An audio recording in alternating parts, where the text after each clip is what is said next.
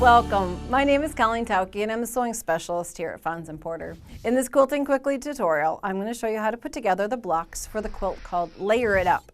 If you'd like to purchase this pattern, please visit our website. Okay, you can see the quilt behind me has a really great array of purples into greens, and that's what you get when you get pre-packaged, pre-cut 10-inch squares.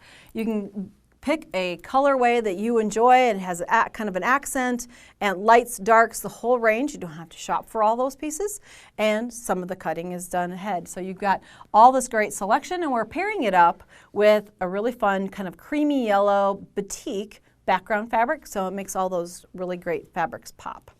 So we're going to be taking those 10-inch squares and creating the blocks that you see, the block that you see in front of you here. Now that layering kind of square on square look is made by creating smaller pieces here, and we can get that variety again from those 10-inch pieces. What we're going to be doing is we're going to be cutting up our 10-inch square, and we're going to be cutting off a 4.5-inch wide piece, creating a 4.5-inch square, then 2 rectangles. And I've got them lettered here, which may be a really good way for you to keep organized too in your sewing room. Create yourself a flannel board, use a pizza box, cookie sheet, something that you can lay your pieces out, stacking them by size and bringing them the different pieces together. So you would then create a 2.5-inch wide strip here. We've got 2 squares, B-size squares, a C-size rectangle. And in the last 2.5-inch strip, again, 2 more squares and a C rectangle.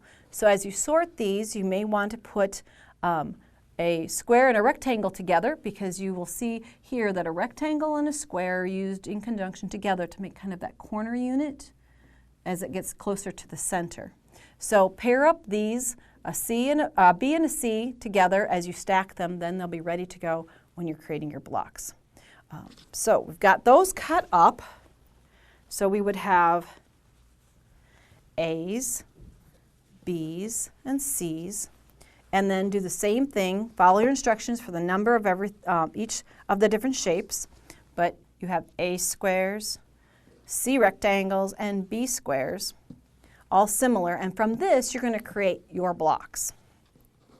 The fun part is you get to put together different colors. You can come up with a contrast that you like and design your blocks.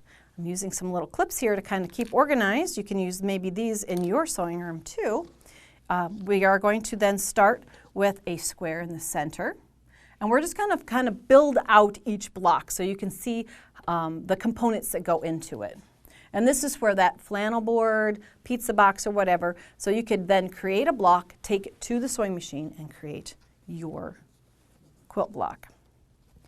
A rectangle and a square go here. Square and a rectangle here. Move over just a little so we can get everything together. The diagrams in our patterns are very helpful for you to put together everything, so you can just follow those along with those. You could even take that diagram and enlarge it and lay it right beside you, kind of as a guide, so that you can make sure that you place everything properly.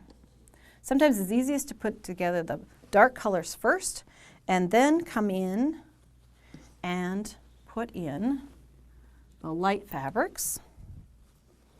Put a square here on each side. Once we get everything laid out, we'll talk about the construction. Here, one more. Oops, fuzz. Here and here. So we've got that layering from the center, kind of L shapes all the way out. Now, if I were to pull this up, I want to kind of create 3 rows. So here's row 1, and then we're going to pull those down a little.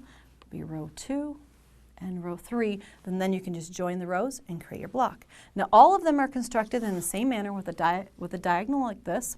And then as you look at the quilt, it's just the positioning of that diagonal twisted and turned to create this overall kind of explosion from the center for Layer It Up. If you'd like to see more of our video tutorials, please visit our website. Thanks for joining me today.